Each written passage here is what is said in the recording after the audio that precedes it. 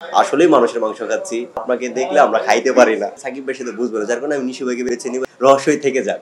যাদের সাথে কাজ হয় না তাদের সাথে ভালো সম্পর্ক। মেহজাবিন আপু, কারণ ওনার সাথে আমার খুবই স্ট্রংলি একটা স্কিন শেয়ার হয়েছে। আমি যখন ক্যারেক্টারে থাকি তখন কে আমার সামনে আছে বা নেই ওই ভয়টা আমার কাছে থাকে না। গল্পটার নাম হলো চিঠির শহর। ইফতি ভাই লিখছেন আর আমার সাথে কোয়ার্টিস্ট আছেন তাসনুবা তিশা আপু। ওনার সাথে আমার ফার্স্ট কাজ এখানে। আর আমাদের ডিরেক্টর হলো আলিফ ভাই, ওনার সাথে আমার ফার্স্ট কাজ। মূলত এই টিমটার সাথে আমার প্রথম কাজ। তো আমাকে যখন গল্পটা পাঠানো হয়, আমি আমার সাথে প্রথমে কথা হয়, পরে আমি বলছি ভাই গল্পটা পাঠান, আমি পড়ি। পড়ার পরে দেখলাম যে গল্পটা খুবই ইন্টারেস্টিং, আমার কাছে খুবই ভালো লাগছে। আমি বলছি আমি করবো কাজটা, এবং আমার ক্যারেক্টারটা খুবই ইন্টারেস্টিং, মজার। আমরা 3 বন্ধু থাকি আর কি। 3 বন্ধুর মধ্যে একটা ঘটনা ঘটে, একসাথে থাকি ব্যাচেলর, ওই নিয়ে আমাদের একটা গল্প। এবং ওখান থেকেই একটা চিঠির মাধ্যমে একটা প্রেমের আদান প্রদান বা আমাদের একটা জীবনের অনেক কিছু এখানে রয়ে যায় একটা চিঠির মাধ্যমে। তো ওই জায়গা থেকে কাজটা খুবই সুন্দর এবং গল্পটা খুবই সুন্দর। এবং দর্শককে আমরা আমাদের যে পুরনো স্মৃতি, যে ডাক ডাক পিয়ন বা পোস্ট বাক্স, ওই জায়গাটাতে ফিরিয়ে নিয়ে যেতে পারবো আর কি। আমি তখন আমার কাছে মনে হচ্ছে যে আমি আমার নিজের মাংসের ঘ্রাণ নিচ্ছি, আমার শরীরে যে মাংসটা। কারণ আমি ওই ঘ্রাণটা নিতে পারলে আমি আসলে মানুষের মাংস খাচ্ছি। তো নিজের মাংস, আমরা কিন্তু মানুষ, প্রতিটা মানুষ নিজেদের মাংস খেয়ে থাকি। কিভাবে? আমার হাত কেটে গেছে বা আমার ঠোঁট কেটে গেছে, ভেতরে কিছুটা মাংসের অংশ থেকে যায়, যেটা আমাদের ভেতরে চলে যায় আমরা জানি না, অজান্তে। ওই জায়গা থেকে আমার কাছে মনে হচ্ছে আমি আসলেই মানুষের মাংস খাচ্ছি। এবং সত্যি আমি ওই উপলব্ধিতেই ছিলাম, ওই অনুভূতিতেই ছিলাম, যার কারণে দর্শক এটা পর্দায় চমৎকারভাবে উপভোগ করছে এবং এখনো ভয় পায়, এবং সবাই এখনো বলে যে আপনাকে দেখলে আমরা খাইতে পারি না। এটা আমার জন্য অনেক বড় পাওয়া। এবং এটার জন্য সবচেয়ে বড় অবদান হলো আমাদের যে ডিরেক্টর ভিকি ভাই, উনি এইভাবে একটা চরিত্রকে লিখতে পারছেন এবং ভাবতে পারছেন, এবং সেটা আমাকে দিয়ে যে করানো যাবে ওইটা ওনার মাথায় ঢুকছেন। এবং এইটার জন্য ওনাকে আরেকটু করে দিছিল হলো আমাদের যে মারা গেছে রোহান ভাই, ওনাকে আল্লাহ পাক জান্নাত নসিব করুক। উনি খুবই ভালো মানুষ ছিল, এবং উনি ভিকি ভাইকে বলছে ভাই আমরা ওনাকে নিয়ে আগাই। উনি আমার বাংকার বই দেখছে, বাংকার বই দেখার পরে উনি বলছে ওনাকে নিয়ে আগে, ওনাকে দিয়ে আমরা অ্যাক্টিংটা পাবো। তো ওই বিশ্বাসটুকু ওনারা করছে আমার প্রতি। আমি চেষ্টা করছি যে ওই চরিত্রের সাথে যতটুকু করার বা যতটুকু করা যায় আমার সর্বোচ্চ দেওয়ার। আমি নিশু ভাইকে নিয়ে করবো, কারণ নিশু ভাইয়ের সাথে আমার কাজ হয়েছে, সাকিব ভাইয়ের সাথে আমার ওইভাবে এখনো পর্যন্ত কাজ হয় নাই। তো আমি নিশু ভাইয়ের সাইকোলজি বা নিশু ভাইয়ের সাথে কাজ করি, আমি ওনার যে বিষয়বস্তু অনেক কিছু বুঝবো, যেটা আমি সাকিব ভাইয়ের সাথে বুঝবো না। যার কারণে আমি নিশু ভাইকে বেছে নিবো, এবং নিশু ভাইয়ের সাথে আমার ওই ফ্রেন্ডলি যে সম্পর্কটা ওইটা তৈরি হয়ে গেছে। যার কারণে ওনাকে আমি যেটা খুশি যেভাবে বলবো, ওনাকে যদি আমি লজিক দেখাইতে পারি উনি ওইটাই করবে।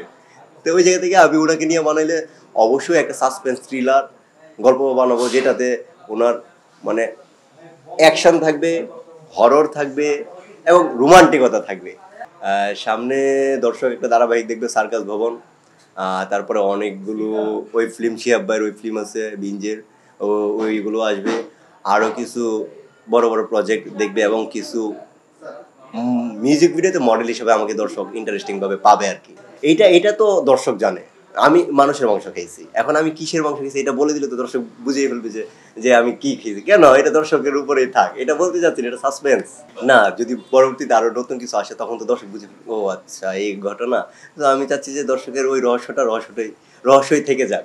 আসলে যাদের সাথে কাজ করা হয় তারাই সবচেয়ে কাছের হয়, এবং যাদের সাথে না ডিপ্লোমেট না, কারণ আমি যাদের সাথে কাজ করছি তারাই তো আমার কাছের হবে। কারণ আমি তাদের সাথে কথা বলছি, তাদের সাথে উঠছি বসছি খাচ্ছি, এক সাইডে ঘুমাচ্ছি, একসাথে এক ফ্রেমে স্ক্রিন শেয়ার করতেছি। তো আমি তাকে যতটুকু কাছ থেকে দেখতে পারবো, আমার যার সাথে কাজ হয় নাই তাকে তো আমি অতটা কাছ থেকে দেখতে পারবো না। তো ওইখানে যাদের সাথে কাজ করছি তারাই আমার সবচেয়ে কাছে। হ্যাঁ, এখানে যে যেমন কথা যদি বলি, নিশু ভাই আমার যে প্রথম কোয়ার্টিস্ট ছিল, আমার মুস্তাফিজুর ইমরান ভাই, তারপরে যে এখানে তারপরে চঞ্চলদার সাথেও কাজ করা হয়েছে। মানে ওনাদের সাথে চমৎকারভাবে একটা সম্পর্ক। তারপরে শ্যামল ভাইয়ের সাথে আমরা তো যখন শুট করছি ফ্যাক্টরাতে, সবাই, পার্থ শেখ, শ্যামল ভাই, তারপরে যারা আছে প্রতিটা আর্টিস্টের সাথে, মীর রাব্বি ভাই, আমরা সবাই এনজয় করে কাজ করছি। কারণ আমাদের সম্পর্কটা এত ডিপলি তৈরি করছে যেন আমরা স্ক্রিনে বোঝা না যায় যে আমাদের সাথে আমাদের সম্পর্কটা ঠিক নেই। কারণ আমাদের ক্যারেক্টারগুলোই ছিল একজনের সাথে একজনের লেগে থাকা সম্পর্কে। তো ওইভাবে আমরা তৈরি করার চেষ্টা করছি। আর সম্পর্ক খুবই কাছের এবং খুবই ভালো, এবং যাদের সাথে কাজ হয় না তাদের সাথেও ভালো সম্পর্ক। তাদের সাথে ভালো সম্পর্ক, কিন্তু তাদেরকে আমি অতটা জানি না, যাদের সাথে কাজ হয়েছে যতটা জানি তাদের সাথে আমি অতটা জানি না। তো সেই জায়গা থেকে আমি যাদের সাথে কাজ করছি তাদের সাথে আমি সবসময় কমফোর্টেবল, আর যাদের সাথে কাজ করি না অতটা কমফোর্টেবল না। এখানে মেহজাবিন আপু, কারণ ওনার সাথে আমার খুবই খুবই স্ট্রংলি একটা স্কিন শেয়ার হয়েছে, এবং ওনার সাথে ওই স্কিন শেয়ারে আমি চমৎকার একটা মানে কি বলবো, আমার ক্যারেক্টারের প্রয়োজনে ওনার কাছ থেকে আমি অনেক কিছু পেয়েছি এবং অনেক কিছু শিখতে পেরেছি। ওই জায়গাতে মেহজাবিন আপু আছে। তারপরে ধাপে ধাপে যাদের সাথে কাজ করছি, মেহজাবিন আপুর সাথে যতটা স্কিন শেয়ার হয়েছে অন্যদের সাথে অতটা হয় নাই, যার কারণে আমি বলবো মেহজাবিন আপুই আমার। না, আমি যখন ক্যারেক্টারে থাকি তখন কে আমার সামনে আছে বা নেই ওই ভয়টা আমার কাছে থাকে না। আমার কাছে শুধু একটা জিনিসই থাকে, আমি আমার ক্যারেক্টারটাকে ফুটিয়ে তুলতে পারছি কিনা। আমি আমার ক্যারেক্টার নিয়ে ভাবনায় থাকি। আমি আমি ভাবি না যে আমার সামনে তো উনি দাঁড়িয়ে আছেন, ওই চিন্তা ওই ভাবনা নিয়ে আমি স্ক্রিনে আসতে চাই না। আমি আসতে চাই আমার চরিত্রটা হই। আমি তখন যতটুকু সময় থাকি সেটে আমি আমার চরিত্রটা নিয়ে ভাবি। তো তো অন্য ভাবনা মাথায় ঢোকানোর চিন্তা সময়টা খুবই কম পাই। প্রথম যখন আমি সর্বপ্রথম ক্যামেরার সামনে দাঁড়াই তখন শুধু আমি লিডে ছিলাম একটা শর্ট ফিল্মে। তো ওইখানে আমার সামনে ওই পরিচিত কোনো আর্টিস্ট ছিল না, আমাকেই নিজের চ্যালেঞ্জটা নিতে হয়েছিল, এবং নিজেকে নিজের মতো করে তৈরি করার জন্য ডিরেক্টর যেভাবে চাইছে ওইভাবেই। তো প্রথম তো হালকা একটা ভয় কাজ করছে, আমি কি করছি, আমি কি ঠিক করছি কি করছি না। ওই জায়গা থেকে বলবো যে ওই ভয়টা তো সবারই কাজ করে। তারপরে ধাপে ধাপে যখন প্রতিনিয়ত কাজ করছি এবং প্রতিনিয়ত নিজেকে নিয়ে ভাবার বা চিন্তার চেষ্টা করছি, তখন আস্তে আস্তে আরো ভাঙার রাস্তা পাচ্ছি আর কি।